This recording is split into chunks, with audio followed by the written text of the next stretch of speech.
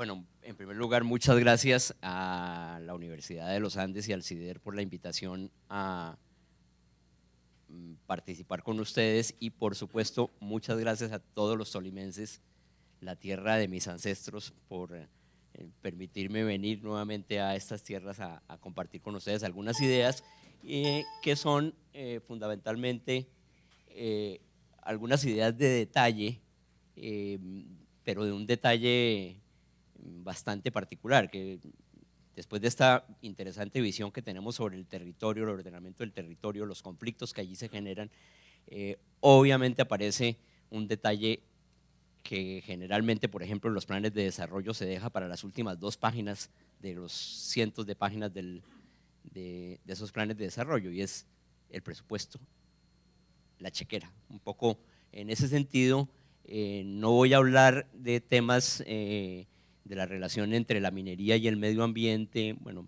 en algún momento trataré algunos temitas de esos, pero fundamentalmente me voy a concentrar en detalles que tienen que ver con ese reto que no solo desde el punto de vista del ordenamiento del territorio, sino de los retos que se plantean en adaptación al cambio climático, y uno importantísimo que tiene que ver con el territorio, que tiene que ver con los acuerdos de La Habana, qué va a pasar, y obviamente la posibilidad de que el Estado desarrolle sus acciones, sus propuestas, tiene mucho que ver con la disponibilidad de recursos.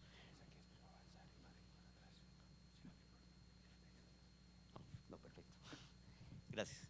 Y básicamente, para poder analizar ese tema de la disponibilidad de recursos, tenemos que entender que esa visión que se plantea para los próximos 20 o 30 años está altamente condicionada por lo que pasó en los últimos 20 o 30 años. Hace 30 años el presidente de la República anunció que se había firmado el contrato del siglo, la salvación para La Guajira, la salvación para el Caribe colombiano, el Cerrejón.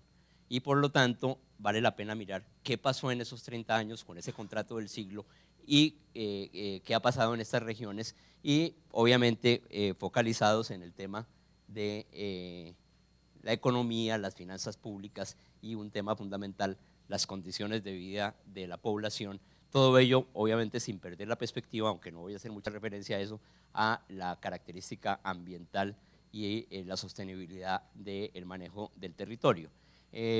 Rápidamente miremos que a pesar de que el sector de, por ejemplo, de carbón es bastante menor que el de petróleo, aquí vemos que la participación en las exportaciones y este resto de exportaciones están jalonadas principalmente por otros minerales como el níquel, el oro, y solo en una muy baja proporción por la agricultura.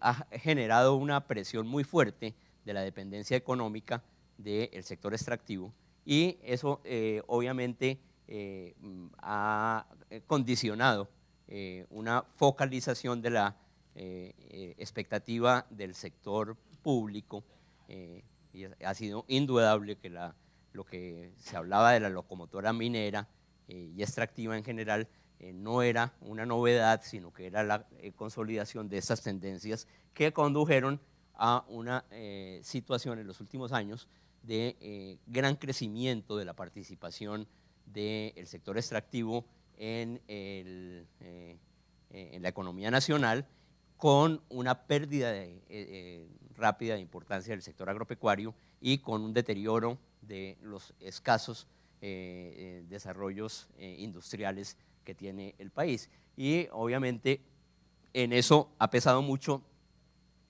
el petróleo, pero es indudable que otros minerales y el carbón en particular, por eso voy a centrar mucho en el tema del carbón, ha tenido un peso muy importante y lo seguirá teniendo a pesar de la situación de precios a nivel internacional, porque no olvidemos, por supuesto, cae el precio, pero uno de los efectos de esa situación mundial es que también cada dólar ahora vale bastante más, y por lo tanto se tiende a balancear, pero adicionalmente esa caída de precios nos da la oportunidad de reflexionar cuáles son los retos que vamos a tener en situación financiera, porque como vamos a ver, tenemos una alta dependencia de las finanzas públicas de este sector extractivo. Miremos un poco en esa dirección cuáles son las preocupaciones que surgen en relación con esa alta dependencia del sector extractivo. En términos de finanzas públicas, si nosotros hacemos una canasta un poco, digamos, mixta de recursos financieros y colocamos todo el presupuesto nacional junto con las regalías, que en últimas, como decía el señor gobernador, cada vez están manejadas más con criterios desde el centro, vemos que en los últimos años más de la cuarta parte de estos recursos provienen del sector extractivo, con un peso muy importante, por supuesto, de los hidrocarburos. Aquí tenemos un promedio del 2000 al 2005 y 2006 a 2010, y junto con el carbón y otros minerales, vemos como 23 más 27, casi el 30% de los recursos proviene de ese sector tan determinante que es la extracción de recursos del subsuelo, y con una altísima dependencia de lo que sucede en los mercados internacionales, y vamos a tener que adecuarnos a esa situación que se está dando en los mercados internacionales.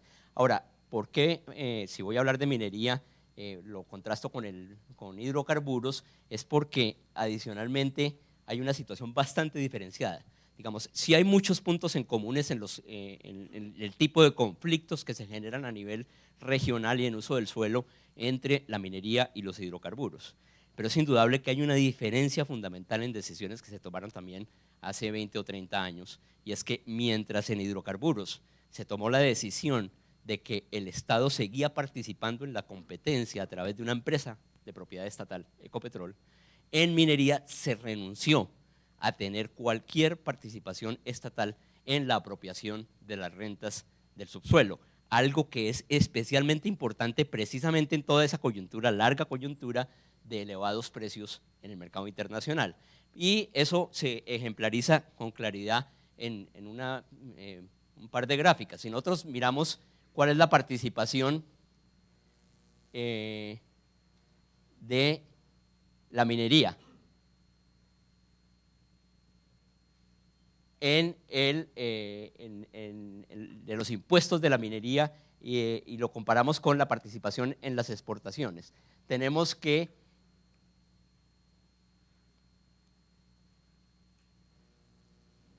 mientras tenemos una participación de minería, es la marquita más clarita, de entre el 50 y 60, 65% en las exportaciones, solo participa entre un 10 y un 20% en los impuestos nacionales, mientras que el petróleo, con una participación del 40-50% en las exportaciones, participa entre un 80 y un 90% en los impuestos. Digamos, ese desbalance tan grande obviamente tiene muchísimo que ver con la participación que tiene Ecopetrol en la generación de impuestos. Aquí ni siquiera estamos contabilizando la generación de utilidades, que obviamente también son del presupuesto nacional. Y en relación con la participación en las regalías es básicamente lo mismo. En ese periodo entre el 2000 y el 2010, entre un 50 y un 65% de la participación de minería en las exportaciones, mientras que la participación en la generación de regalías es entre el 10 y el 30%. Es decir, hay un sistema de impuesto a la renta y de regalías muchísimo más equitativo entre la participación del Estado y el explotador en hidrocarburos que en el caso de la minero. Es decir, esas diferencias de detalle vale la pena seguir analizándolas en la medida en que seguimos dependiendo en una altísima proporción de esos dos ingresos para las finanzas públicas, no solo las nacionales, sino lo que le corresponde a las regiones en términos de las regalías. Otro punto fundamental que ha generado una polémica muy grande con el sector productivo es un balance que se hizo desde múltiples aspectos, desde la Contraloría General de la República. Aquí solo me voy a referir a un punto en particular de esos análisis, que tiene que ver con la relación entre el sistema tributario que rige para la minería y para hidrocarburos en relación con la participación del Estado en las rentas de la explotación de ese recurso público que es el subsuelo. Esa participación es obviamente las regalías, y lo contrastamos con una serie de ventajas tributarias, de descuentos, deducciones que tiene cada uno de los sectores en relación con su actividad. Y mire, vemos que para el caso de hidrocarburos, las barras verdes desde el año 2000 hasta el 2011 hacia arriba muestran lo que se ha pagado en regalías cada uno de estos sectores.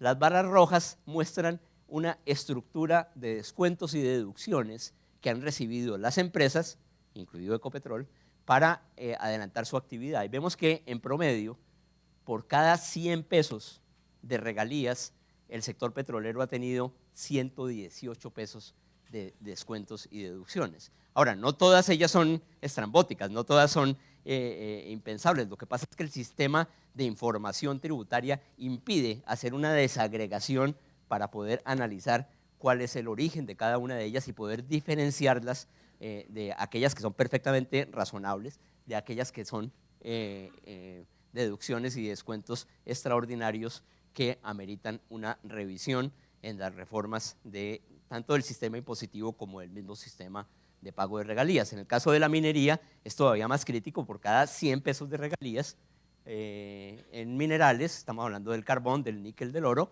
se hacen descuentos tributarios de 132 pesos. Es decir, estamos jugando a una participación del Estado en las utilidades de la explotación del subsuelo, con todos los impactos que esto tiene a nivel ambiental y social, en donde terminamos devolviéndole esa participación del Estado a través del sistema tributario, contabilizando únicamente el impuesto a la renta. Y vamos a ver que hay otro tipo de ventajas tributarias. Por ejemplo, entre el año 2005 y 2011, las empresas que trabajan la extracción de carbón en La Guajira y en el Cesar, por una interpretación que tuvo el gobierno de la época sobre unas ventajas al desarrollo industrial en las zonas de frontera, terminó dándoles exenciones a todos los impuestos y contribuciones de los combustibles. Esto implica más o menos el 37% del precio final de la gasolina y el ACPM. Eso representó, aquí tenemos datos únicamente de una empresa, la de Drummond. En el caso de Cerrejón, pues es equivalente a este. Eso representó un costo fiscal para el Estado de 720 millones de dólares en ese periodo. 720 millones de dólares que dejó de recibir en parte la nación, el componente del IVA que de todas maneras pagan los combustibles, pero en buena medida los entes territoriales en la sobretasa a la gasolina y a la CPM, que dejaron de recibir estas regiones por privilegiar el desarrollo industrial en La Guajira y en el Cesar. Bastante paradójico, como si requirieran ese tipo de ventajas en las extracciones petroleras para sobrevivir en situaciones de alta bonanza de precios. Miremos la situación de precios en esos años y vamos a ver cómo era inexplicable. Y otro tipo de situaciones completamente inexplicables. Después de varios conceptos de la DIAN, y no solo de la DIAN, sino de la Corte Constitucional y del Consejo de Estado, diciendo que las regalías no son un costo de producción, es un mecanismo de distribución de las utilidades, que es la parte que recibe el Estado como propietario de un activo de capital fundamental, que es el subsuelo, recibe como retribución de las utilidades las regalías. Y no los impuestos, pero los impuestos los recibe cualquier actividad productiva. Es como su nombre lo indica, es el royalty, la participación del rey, del soberano, cuando utilizaban sus recursos. Ese mismo término en el mundo moderno significa: si el soberano del subsuelo es el Estado tiene el derecho de participar en las utilidades del subsuelo, pero permiten que se descuente como un costo de producción en el momento de declarar el impuesto a la renta. Eso es como si cualquiera de ustedes hace una sociedad y cuando vaya a declarar la renta dice, ah no, yo descuento como costo de producción la parte de las utilidades que obtuvo mi socio en esa empresa. Y obviamente eso genera con una serie de problemas técnicos de doble descuento, porque ya los costos de producción, esa parte de los materiales que generan las regalías, ya fueron descontados. Hay un doble descuento, pero adicionalmente hay una situación anómala que ha sido ya ampliamente debatida. Y simplemente, mire, estamos hablando de una sola empresa, en un periodo de 2005 a 2013, esos dos descuentos únicamente representan 1.247 millones de dólares.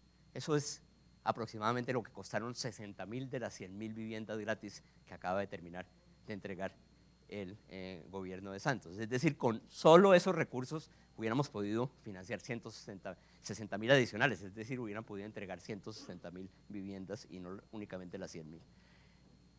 Miremos otro tema de subsidios que está oculto en este tipo de análisis. Es el subsidio al uso del agua. Todos reconocemos que el agua es un recurso valioso. Eso es indudable, que no lo pongamos en los análisis. Ahora, ¿cuál es el tipo de valor que se refleja en las condiciones de los usuarios del recurso hídrico? Eso ya lo había reconocido el Código de los Recursos Naturales. Desde el año 74 asignó la obligación de las autoridades a cobrar una tasa por el uso del agua tomada de las fuentes naturales. La ley 99 adecuó ese mandato del Código de los Recursos Naturales a los cambios constitucionales que hubo en el manejo de recursos públicos, a las condiciones establecidas en la Constitución, especialmente estableciendo que había unos procedimientos para regular ese tipo de tasas, como la tasa de uso del agua y las tasas por contaminación igualmente. Me voy a concentrar en las tasas de uso del agua, pero en el año 2005 se pasó de una situación en donde en algunas regiones del país que reconocían ese valor del agua, en el caso de Cundinamarca, en el caso del Valle del Cauca, los cañicultores no solo le pagaban a la CBC una tasa del uso del agua del orden de actualmente serían como 30 pesos por metro cúbico, en Cundinamarca se pagaban 60 pesos por metro cúbico, incluida Bogotá, por supuesto, la empresa de acueducto. El Estado de un momento a otro baja en el año 2005 esa tarifa a menos de $1 por metro cúbico. Es decir, 50 centavos, eso puede ser actualmente 75 centavos por metro cúbico.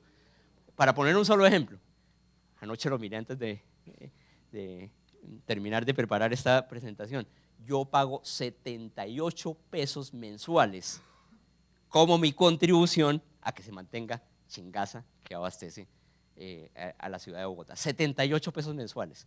Es decir, pago 1.000 pesos para ir a coger el Transmilenio y 78 pesos mensuales para conservar el recurso. Es decir, tenemos un serio problema de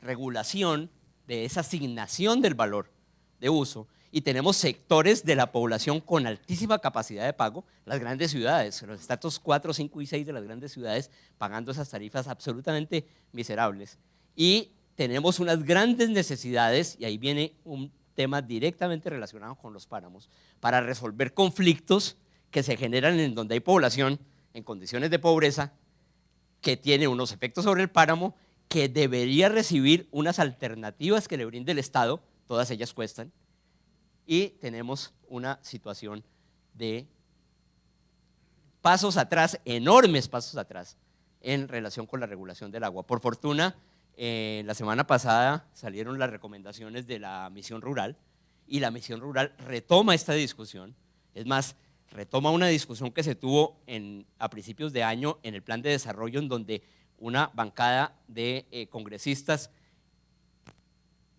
le salen al paso a esta decisión del Ejecutivo de haber bajado la tarifa de la tasa por uso del agua, y sin embargo, a pesar de que contaba con el respaldo de la Dirección de Planeación Nacional, el respaldo del ministro de Hacienda, el Ministerio de Medio Ambiente, a quien le correspondía retomar nuevamente tarifas mínimas adecuadas, hizo, ¿cómo se llama?, fracasar esta iniciativa parlamentaria que quería salirle al paso a esa decisión gubernamental, a pesar de que es el Ejecutivo quien tiene el mandato legal de fijarlo. Obviamente la ley del plan hubiera podido eliminar o complementar ese mandato de delegación al Ejecutivo.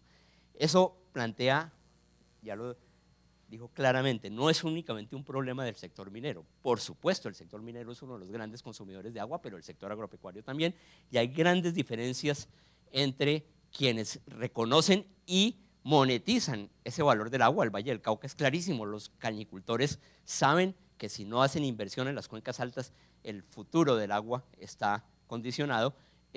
No es lo mismo en otros sectores usuarios de agua. No es lo mismo la polémica que se plantea en Santurbán cuando se dice es necesario resolver los problemas de pobreza de la población que está allí, y que, dentro de otras visiones, dice la única posibilidad de resolver el problema es que haya minería a gran escala. Ahora vamos a tratar ese problema, cuando deberían ser los usuarios del agua los que contribuyeran a tener recursos financieros para darle viabilidad y sostenibilidad a estrategias de intervención del Estado para resolver esos problemas de pobreza. Pero ya que hablamos de problemas de pobreza, miremos qué pasó durante esos años, especialmente cuando las regalías se concentraron en las áreas productivas. Esa fue una situación que duró varios años y que es necesario revisar para saber a futuro qué hacemos a nivel regional cuando se plantee la discusión de la destinación de las regalías. En primer lugar, siempre se habla de que hubo una gran reforma de regalías porque se cambió la forma de distribuirlas, pero poco se habla y más bien se oculta que hay que analizar también la forma en que se generan las regalías, y que si no analizamos la forma en que se generan las regalías simplemente diciendo como son muchas las regalías entonces estamos bien, no es suficiente, porque nuevamente en los detalles está el demonio. Y aquí podemos ver simplemente para el carbón, hacemos un análisis con una información que desafortunadamente se han negado a que sea pública. Esta fue información que fue conseguida por la Contraloría en ese nivel de detalle, y veamos cosas tan llamativas como las siguientes.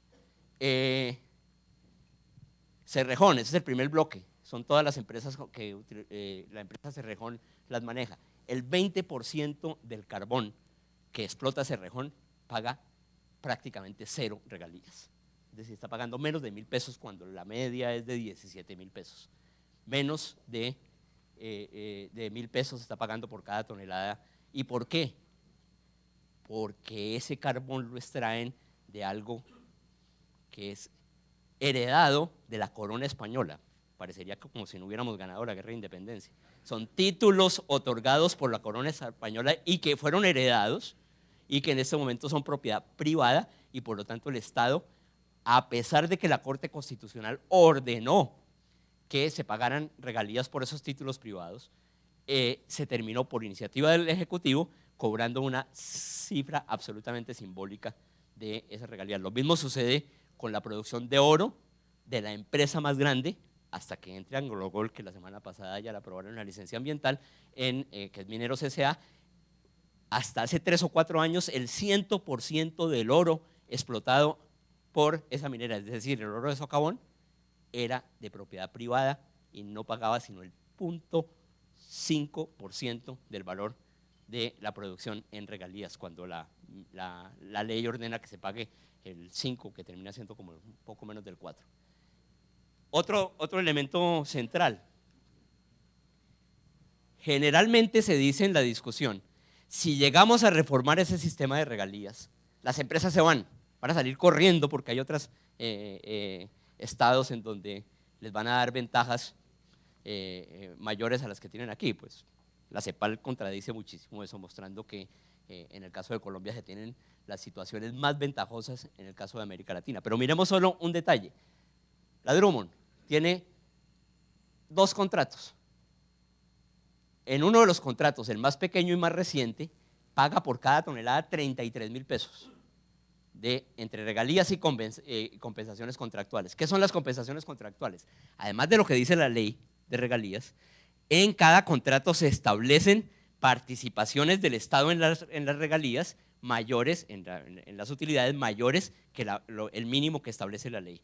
Eso fue origen en el primer contrato, el mayor, la Loma, de todo un complejo anexo que fue ampliamente criticado en su época por el senador Luis Carlos Galán Sarmiento, por la forma como se habían desarrollado esos contratos en el Cerrejón. Se retoma el mismo modelo para la Drummond en la Loma, y el presidente técnico, vicepresidente técnico de Carbocol, que era quien estaba negociando con Cerrejón, y el jefe de la oficina jurídica le envían una comunicación antes de que firmaran el contrato a el ministro de Minas y al presidente de Cerrejón. Le dicen: ese anexo de participación del Estado hemos modelado a todo nivel de precios, aún en los más elevados, y el Estado nunca participaría con ninguna utilidad adicional de compensaciones contractuales. Evidentemente, la participación de la Loma ha sido cero, aún en los momentos de carbón con precios exagerados como los que se dieron en el 2011, 2012. Eso genera, ahí hacia allá iba.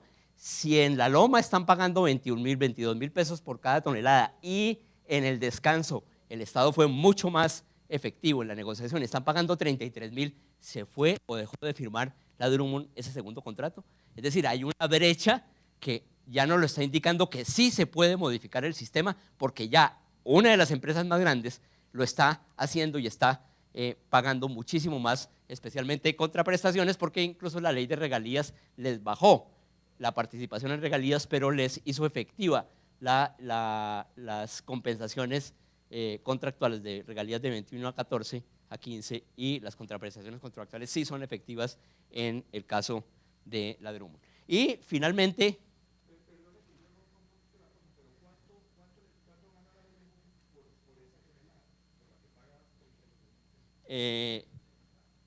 gana más o menos lo mismo. Están partiendo de diferencias cuando ellos dicen que el Estado se está quedando con el 75%. En hechos reales, eso lo pueden encontrar incluso en ese análisis de detalle. En hechos reales, la Drummond se está quedando con la mitad de las utilidades, el Estado con la otra mitad, pero según los mismos análisis del sector minero, el Estado debería participar con el 75% de las utilidades. Cuando lo hacen a nivel hipotético les da el 75%. ¿Qué pasa con ese 25% de diferencia? La pregunta del millón. Hay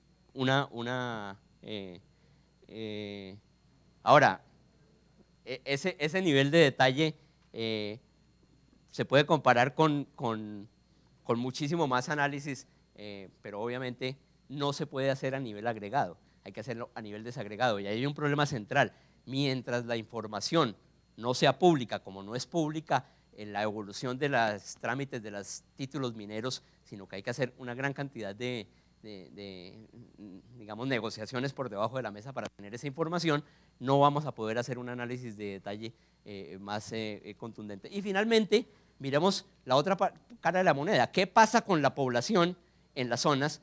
Y siempre han hecho la venta de la idea de que el desarrollo de la minería en los páramos, de la minería formal de gran escala, va a resolver el problema de la pobreza y de los problemas ambientales. Miremos qué ha pasado con esas condiciones en estas zonas en donde durante 2 y 3 décadas se ha desarrollado la explotación de gran escala. Indudablemente, con el modelo que existía de focalizar las regalías en las zonas productoras, las finanzas territoriales, los municipios de esas regiones se volvieron absolutamente privilegiados. En La Guajira y en el Cesar, aquí tenemos los datos de los municipios de Carbón. En La Guajira, por cada habitante de La Guajira llegaron a recibir 2 millones de pesos en el periodo promedio de 2006 a 2012. En el caso del petróleo también más de 2 millones de pesos. En el carbón, en las zonas que no son de exportación, los ingresos per cápita no alcanzaban al millón de pesos, es decir, menos de la mitad de lo que estaban recibiendo los de La Guajira por exportación.